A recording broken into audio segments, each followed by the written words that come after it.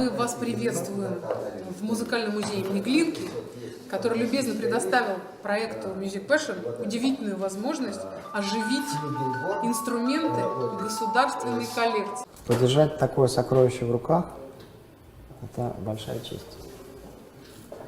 Эта труба была подарена и изготовлена для Михаила Иннокентьевича Табакова. Это был выдающийся русский трубач, у которого учился в том числе великий Тимофей Бачевский.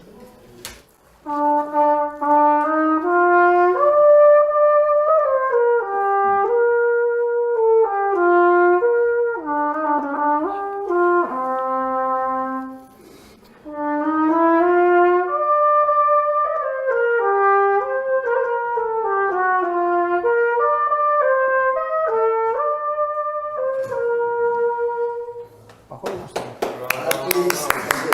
Она была сделана 100 лет назад, а потом играл Табаков до 20-го, до 15-го. И ему подарили в 1915 году этот инструмент.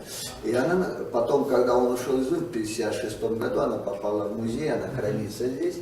И очень редко, вот сегодня такой экстренный случай, когда вот ее место вот здесь, на выставке, она хранится под сигнализацией, она редко кому выдается. Спасибо. Я хочу обратить внимание на то, что этот инструмент был сделан в России, в Санкт-Петербурге, и на выставках в Чикаго, в Антверпене, в Нижнем Новгороде, в Санкт-Петербурге и в Париже эти инструменты получили золотые медали. Вот в ту пору умели в России делать такие трубы.